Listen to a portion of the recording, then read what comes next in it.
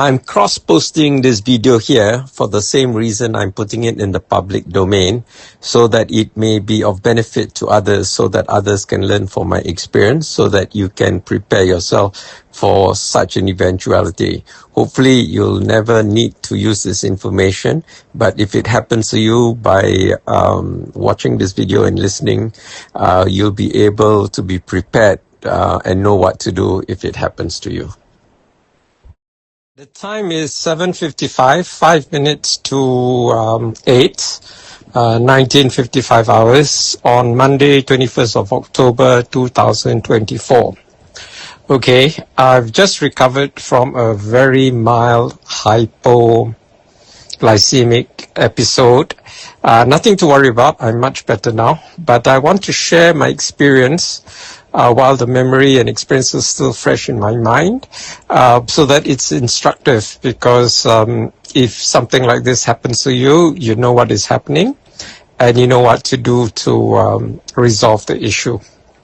Okay, I hadn't been eating all day because I was planning to go to the Pasar Malam to get my vegetables and prepare them to make a salad and eat. I went about 5 o'clock, okay? And I walked to the Pasar Malam, and then I walked to a Thai house restaurant, and I got them to juice 2 carrots, 2 tomatoes, and 1 key lime. So that was like the only thing that I had all day which had energy. Okay, then I walked back home, and as it was, 5 something, 6 something, the lifts were crowded, so I decided to walk up the stairs. In fact, I haven't walked up the stairs in quite a while, so I thought I'd better do it for the exercise. So I walked up, there was nothing happening, and then when I reached the 5th floor, where my flat is, as I was about to take out my key, I felt a little woozy and things going kind of black. Okay, so I kind of realized, there was one incident earlier. When I was, after the Pasar Malam, I actually went to 99 Speed Mart. And I was looking for the braised peanuts in the tins. So I squatted down to have a look. And also the sardines. There's a brand of sardines called King Cup, which were $1.50 a can.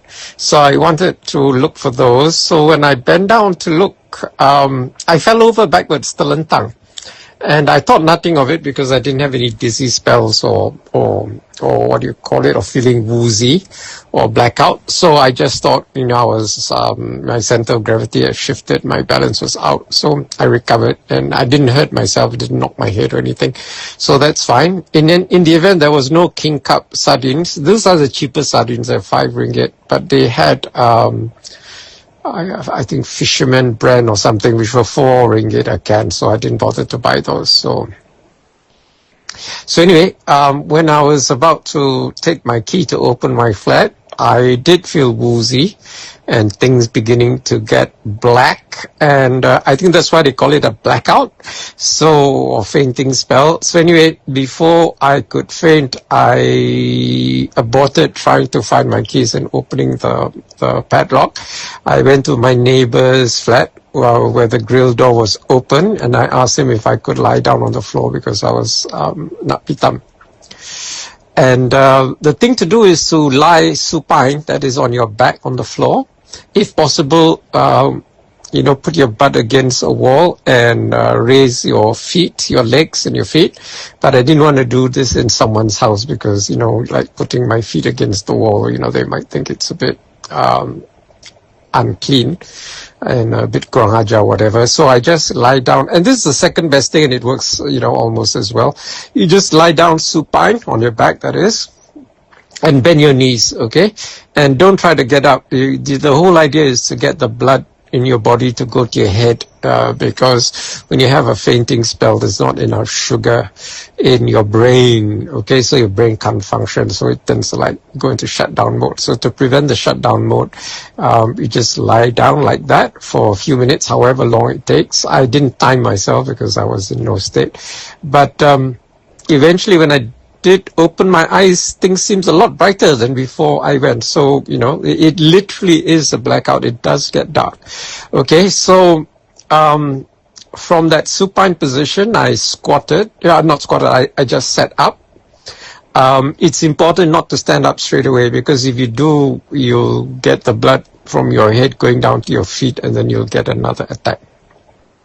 So after sitting up, take your time. There's no race here. Gradually, try to stand. Rest yourself on one knee first, if necessary, and then stand up. Don't try to move just yet. Just get used to standing up, and then when you feel ready, you move. So I went into my flat, and usually at this time I would eat my dates, okay, because it's a good source of sugar, complex sugar as well as simple sugars, that will boost your energy level, get your blood sugar up, within minutes, okay? But I've run out of dates. In fact, normally I buy it at Mahfuz, at Wan Utama, previously at Starling Mall. When after Raya, they're leftover rotab or mazafati. That's what I'll buy, and normally it's $9.90, but when it's on sale, it'll be $5.90. So that's when I buy them. But they didn't have any leftovers this Raya, so I didn't buy any. So anyway, I have things to eat in the house, but I have to prepare them. Like, I've got dragon fruit, which I have to cut. I've got oranges, which I have to cut. I've got a mango, which I have to cut. Papaya, which I have to cut. So when you're in that state, you're in no state to cut vegetables or use a knife, okay? Sharp objects and stuff is a bit, like no items. So what I did was to get the next best thing. I had 3 pieces of IKEA crisp bread in my Tupperware. They were a bit stale, but I ate them anyway. They were still edible, I think within 5-10 minutes, I felt a lot better, like a step function in feeling better. Okay, and then what I did was to have a soup. And by this time I was in a position to cut tomatoes. So I diced 1 tomato, put it in a bowl. Put 2 packets of Campbell mushroom soup powder, and then 1 packet of brown rice powder. You can get this at 99 Speed Mart. They're like $9.95 a packet, and then they have lots of sachets inside. If you buy the box, which has the same stuff but not in sachets, it'll be like 1 box. It'll be $1 cheaper. I decided not to buy that because it'll be a hassle to open it and put it in an airtight container and stuff like that. So it's just a lot easier to get the sachets out as and when I need 1 packet. And then I took 1 packet of Quaker Oats, except I didn't realize that these Quaker Oats were 3-in-1, so they had sugar in it. But it's fine because, being hypoglycemic, having a little bit of sugar is not an issue. Okay, so I put those stuff in to make it a little more substantial. And then I got a can of, they call it, garbanzo beans. They're actually chickpeas. So I half opened it. It had a pull ring kind of thing. So I half opened it and then drained the water into this. Before I put that, I put hot water, boiling hot water. And earlier, I wasn't in the state to carry a kettle of boiling water, okay, because you could fall anytime. You could get the dizzy spell and feel woozy and whatever. So you need to know when you can do what. So anyway, I put boiling water on the powders, and then I half open a can of garbanzo bean, chickpeas basically, and then drain the brine into it. The Italians call it acqua fava, bean water, literally. So anyway, and then a little bit of the chickpeas, and then I opened a can of braised peanuts. These are from China. Again, I drained the brine or the gravy into the soup, and then a little bit of the peanuts, and then the rest of the drained peanuts I put in the can of chickpeas and put in the fridge for later when I have a salad. And I also found in 99 Speed Mart today, by the way, something quite rare, kidney beans in brine. Normally kidney beans come in syrup, so these were in brine, so I bought a can just to try it out because, it's much healthier in brine. And although they say brine is really not that salty, So anyway, I had my soup, which was delicious. I added some spring onion, which I grew myself in a pot in my living room. I didn't remember to put a black or white pepper, but anyway, it tasted fine. The oats and the rice powder makes it more substantial. It was like a semi-porridge, like a very liquidy porridge. If you put less hot water, don't put the brine in, it'll be more of a porridge. So anyway, this was a porridgey soup or a soupy porridge. And I had that. And I'm going to cut up more vegetables, prep more vegetables for a salad and have it later. But right now I feel a lot better and I decided to make this video. And the whole thing probably lasted 1 hour, 1.5 but because of time dilation, when you're in this state, you do experience time dilation. The whole thing seems like, 15, 20 minutes, but actually it was 1.5 hours. Sometimes you get time dilation the other way around. It feels like 1.5 hours, but actually it's 15 minutes. So this one was like, it went by very fast, although it was actually a long time, about 90 minutes, 2 hours. No, yeah, about 90 minutes or an hour, okay? So anyway, that's it for today. And the learning takeaways always have some dates in the house, so that if you have an episode like this to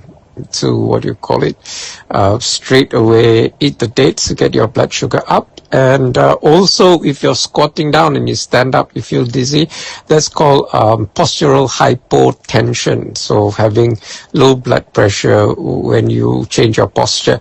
Okay, so normally it's from when I'm petting a cat and I stand up. Then I feel woozy, so that's postural hypotension. I haven't had an episode in a long time. I'm on metformin once a day, and I haven't taken it in about 24 hours. I just take it every 24 hours after my one meal of the day. So metformin rarely gives a hypo attack. It's more usual with glycoside, but I'm not on glycoside. So it does happen on metformin very rarely. So I think it's a combination of not eating, although I did have the carrot and tomato juice, but I think not enough calories or there from the sugar. And what do you call it? Or failing that, have some crisp bread, crisp bread. Those are carbohydrates, so they have complex sugar, and they have a lot of fiber as well. Okay.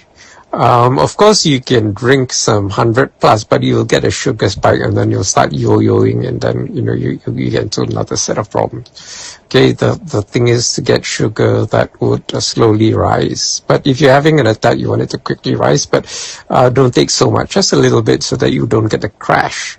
And then the soup and the beans, the braised peanuts and the chickpeas, it's like slow release energy for me. So I would have a soft landing rather than a crash. Okay, and then soon I'm just having a rest and a break and a lie down. Soon I'll just prep the vegetables and herbs that I bought today and have a salad. If I'm feeling up to it, I would have the salad with some Maggi mee. So it depends how hungry I feel and how much I feel like eating. I may have a fruit salad first because I've got papaya, I've got mango, I've got dragon fruit and navel oranges, so I have enough fruit to make a salad. I tend to make a fruit salad when I have at least 4 fruits, okay? So I get a diversity of nutrients, nutrient density, but calorie density is not an issue so much, okay? Okay, that's it for today. Thank you for listening, and I hope this has been beneficial for everyone to prevent having an attack like I did.